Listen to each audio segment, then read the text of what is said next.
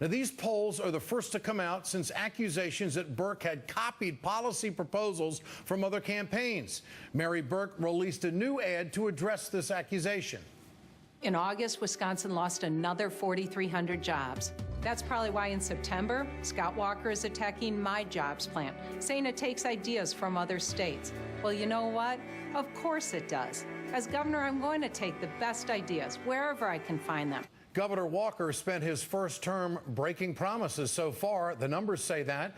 He promised to create 250,000 new jobs. New figures show that just 28,000 private sector jobs were added in Wisconsin from March of 2013 to March of 2014. That ranks Wisconsin at number 33 in the country for job growth. Walker also limited collective bargaining rights, boosted funding for vouchers at the expense of public schools, and enacted new voter ID requirements.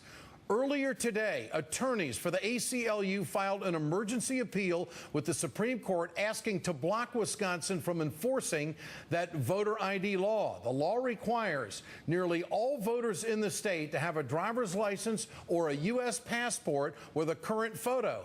Tens of thousands of elderly and low-income voters in the state who do not drive cannot be expected to obtain the IDs with less than 5 weeks before the election.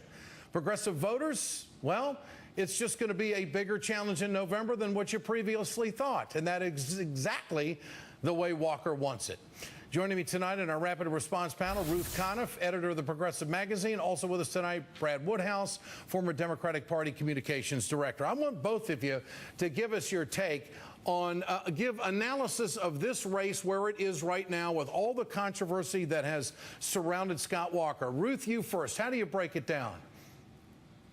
Well, obviously, it's not great to see a poll where Walker edges ahead, but I think you got to put it in perspective, Ed. I mean, he's 5 points ahead in a poll with a 4-point margin of error. So the news here is that after month after month after month of Mary Burke and Scott Walker in an absolute statistical dead heat, he's now crept out of the margin of error, and he is leading by a little bit. But we have a month to go, and so this is not the last word. There are 2 debates coming up. Those have not happened yet, and there's a lot of news that can happen. I think what has happened in this race is not so much that Mary Burke has come out swinging and has knocked Walker down so much that they are dead even, despite his enormous name recognition and her practically nil coming into this. I think what's happened is that a lot of bad news has hit Walker, and his strategy has been to run negative ads attacking Mary Burke on the issues where he himself is vulnerable. And that's what you see when he goes after her for being for working for her family business that outsourced some jobs, although fewer than any other bicycle business in America, when he has been giving away tax dollars to companies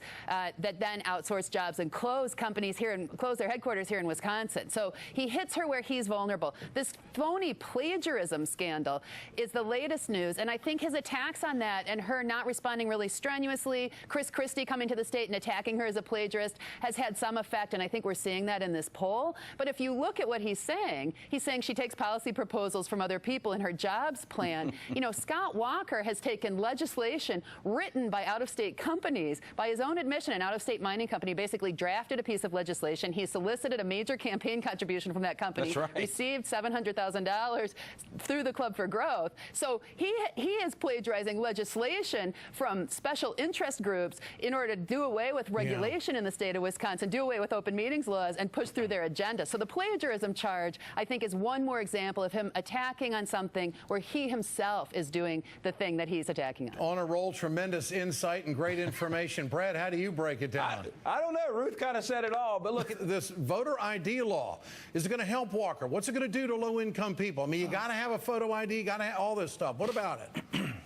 You know, honestly, Ed, voter ID is much more significant than this latest poll. I mean, this is a tight race. It's going to take getting every voter to the polls, and the Republicans have scored an enormous victory by preventing people from voting here. You know, I think if we didn't have voter ID and we had a totally clean election and everybody cast a vote, there would be no question of the outcome, and I don't think that this little slippage by Mary Burke in this one poll would mean very much at all. But what voter ID means, if you are a student at the University of Wisconsin, your student ID doesn't count count under the voter ID law because it's for too long a period. You have to go get a special extra ID, and then that ID is not enough. You have to bring separate verification that you're enrolled as a student along with that special student ID. So there are many intense hurdles that are being set up, and there is nothing more important in Wisconsin than a ground game that gets voter ID to people who need it. I go across the border quite a bit.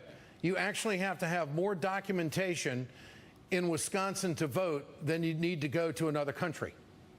I mean, that's what you said. It's insane. I mean, that's what I just heard. Yeah. I find that unbelievable. Brad, and Ed, they're throwing out absentee ballots. People who have already cast absentee ballots are going to be thrown out if they don't now present ID after they voted. I mean, these are the things that people need to be working on the ground in Wisconsin if they want this to be anywhere close to a fair election. Brad, your take on the voter ID?